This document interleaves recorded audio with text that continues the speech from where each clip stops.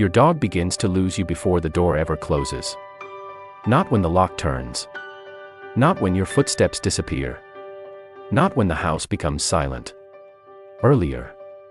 Much earlier. It begins in the way your breathing changes. In the way your hand moves toward the keys. In the sound of your shoes against the floor. In the tiny shift in your voice, when it becomes a little faster, a little brighter, a little less like the voice you use when you are staying. And your dog notices. They may not understand work. They may not understand errands. They may not understand why humans leave a safe room, walk into the outside world, and vanish for hours. But they understand patterns. A jacket means something. A bag means something. Keys mean something. The smell of perfume means something. The closing of a laptop means something.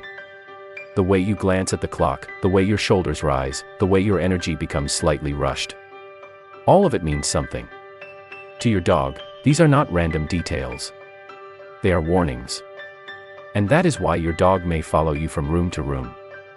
That is why they may stand in the hallway, pretending to be calm, while their eyes follow every movement you make.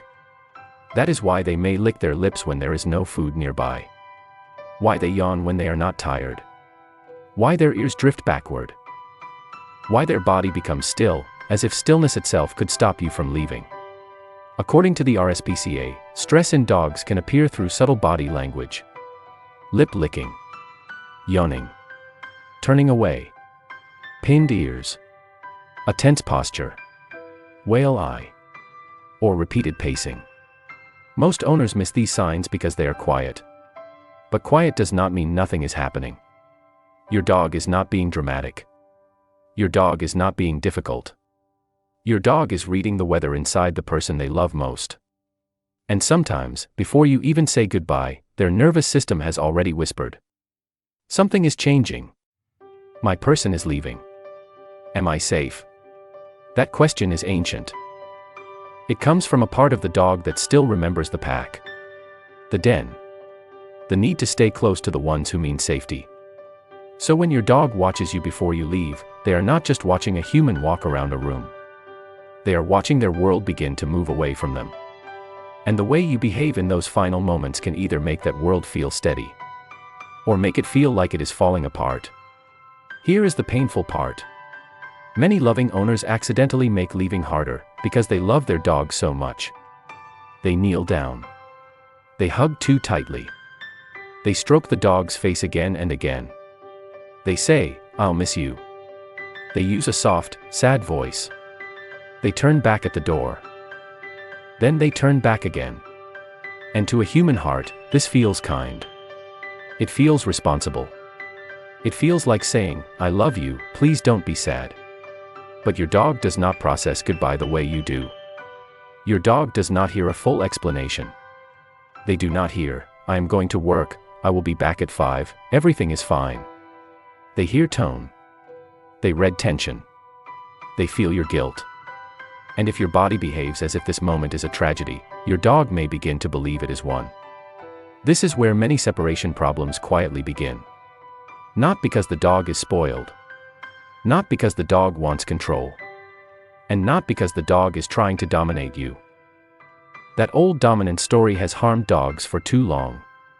L. David Meck, whose early wolf research was often misunderstood, later clarified that the popular alpha wolf idea came from artificial captive wolf groups, not natural family-based packs. Your dog is not standing at the door because they want to be the alpha. They are standing there because they are emotionally uncertain. They are asking for safety. And when you make the goodbye dramatic, their uncertainty grows. Imagine someone you love leaving a room while crying, touching your face, saying goodbye again and again, and then suddenly disappearing behind a closed door. Even without language, your body would understand. Something is wrong.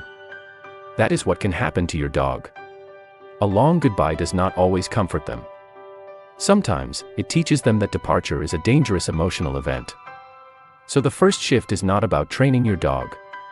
It is about training the atmosphere. Before you leave, lower the emotional temperature. Do not rush toward them with guilt. Do not raise your voice into excitement. Do not perform sadness for them. Give them something far more powerful. Normal. Because to a worried dog, normal is not boring. Normal is medicine. And if you have ever seen your dog watch you with that quiet, almost human look before you leave, write their name in the comments. At Paws Mind, we read those names like little stories. Because every name belongs to a dog who is trying to say something. Before you leave, your dog does not need a speech. They need a signal. A small one. A quiet one. The kind that does not excite their body or pull them into panic. Stand near your dog for a moment. Not over them. Not with urgency. Just near. Soften your face. Let your shoulders drop. Take one slow breath. Allow your eyes to meet theirs gently, only for a brief moment. Not a hard stare. Not pressure. Just a soft connection. Then look away first. This tiny movement matters. Because in dog language, staring can sometimes become tension. But soft contact, followed by a calm release, can say, "Nothing is wrong. You do not have to follow me into fear." Behavioral research shows dogs are deeply sensitive to human gaze, posture, facial expression, and tone of voice. They do not only listen to commands. They read the whole human. The tight hand. The raised shoulders. The hurried breath. The guilty smile. The half-panicked voice saying, "Be good, okay." Your dog may not understand every word. But they understand the emotional weather around those words. So if your body says panic while your mouth says calm down, your dog will believe your body. This is why the quiet signal works. You are not trying to trick your dog. You are teaching their nervous system what safety feels like. A calm face. A slow breath. A steady exit. A predictable rhythm. Over time, these small signals become a pattern. And patterns are powerful to dogs. They say, "This has happened before. I survived it. My person came back. The world did not end." This is the beginning of trust. Not the loud trust we talk about. The quiet trust. The trust built in ordinary mornings. The trust built in the seconds before the door closes. The trust built when your dog learns that your calmness is not abandonment. It is guidance. A dog cannot always think their way into calm. Sometimes, the body must arrive there first. You may notice this in your own life. When your jaw is tight, your thoughts become sharper. When your shoulders rise, your breath becomes smaller. When your hands clench, the world feels less safe. Dogs are not so different. An anxious dog may carry tension in places most owners never check. The chest. The shoulders. The base of the neck. The jaw. The front legs. Even the paws. And many owners, trying to comfort them, pat the top of the head quickly. Again and again. But for some dogs, fast touch does not soothe. It stimulates. It adds more information to a nervous system already carrying too much. Instead, offer slow touch. Not as control. As permission. Place your hand gently near the front of the chest, where the front legs meet the body. Use slow, circular strokes. Or rest your hand softly against the shoulder, if your dog enjoys that. Let the pressure be light. Let the pace be boring. Let your hand say what words cannot. You do not have to brace. You do not have to prepare for danger. You are safe enough to soften. But here is the part many people forget. Touch only calms a dog when the dog experiences it as safe.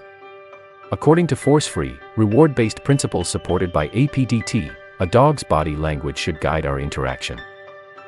If your dog pulls away, turns their head, licks their lips, freezes, yawns, shows whale eye, or shifts their weight away from you, stop. That is not rejection. That is communication. And when you respect it, you become more trustworthy. Because safety is not something we force into a dog. Safety is something we invite them to feel. This is one of the deepest truths in dog behavior. A dog relaxes most fully with the human who does not demand relaxation. The human who listens. The human who notices the small no. The human who understands that love is not measured by how much touch we give, but by whether the dog feels free inside that touch. Now comes the moment most owners accidentally sabotage. The final 2 minutes. This is where the house changes. This is where your dog studies you most closely. And this is where you must become beautifully boring. No dramatic cuddle. No emotional speech. No repeated goodbye. No rushing back for one last kiss. No standing at the door with guilt in your eyes. Because every extra emotional signal becomes something your dog can attach fear to. Instead, make the ending simple. Put on your shoes. Pick up your bag. Move calmly. Say one low, ordinary phrase. See you later. Or, I'll be back. Then leave. Do not pause. Do not turn it into a scene. Do not look back through the crack in the door. Leave as if leaving is safe. Because your dog is not only learning from what you do. They are learning from how much meaning you attach to it. If you act as though the door is a disaster, your dog may treat it like one. If you act as though the door is normal, your dog has a chance to learn that it is. Predictability is one of the strongest emotional anchors for dogs. A predictable routine tells the nervous system, I know this pattern. I know what happens next. I can wait. And waiting is very different from panicking. Panic says, I have been abandoned. Waiting says, my person is away, but the story is not over. That is what you are teaching. Not obedience. Not silence. Not emotional numbness. You are teaching your dog that your absence has an ending. That the door closes, but love does not. That quiet rooms are not empty rooms. They are resting rooms. If this is beginning to change the way you see your dog, stay with this thought for a moment. Because the next part is where many owners finally understand what their dog has been asking for all along. This takes repetition. It takes patience. And for dogs with serious separation-related distress, it may require help from a qualified veterinarian or certified behavior professional. But for many dogs, these small moments begin to change the emotional meaning of goodbye. Little by little, the door stops sounding like loss. It begins to sound like routine. And routine is where trust learns to sleep. But your dog does not only remember you with their eyes. They remember you with their nose. To a human, an old shirt is just fabric. Maybe it belongs in the laundry. Maybe it smells like the day. Maybe it is nothing special. But to your dog, scent is not nothing. Scent is memory. Scent is location. Scent is identity. Scent is proof. A recently worn shirt can say something your voice cannot say after you are gone. My person was here. My person belongs here. My person has not vanished from the world. For a dog, your scent is not only comfort. It is information. It can help make an empty room feel less empty. It can make the place where they sleep feel connected to you, even when your body is not there. This is why a scent anchor can be so powerful. Place one recently worn, unwashed shirt near your dog's favorite resting spot. Not 10 objects. Not a pile of laundry. Just one familiar item. One quiet message.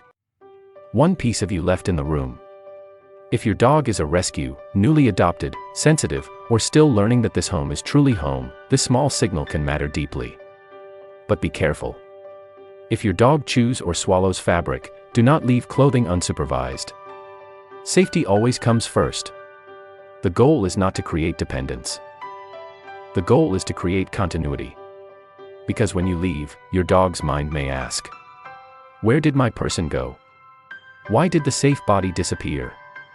Is the pack broken? And your scent answers softly, no. The bond is still here.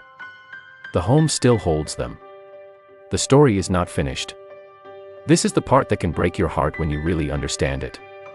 Your dog is not asking for luxury. They are not asking for perfect furniture. They are not asking for a bigger house. Sometimes, they are only asking for proof that the person they love has not disappeared forever. To you, it is just an old shirt. To your dog, it may be the shape of your absence. A small island of you.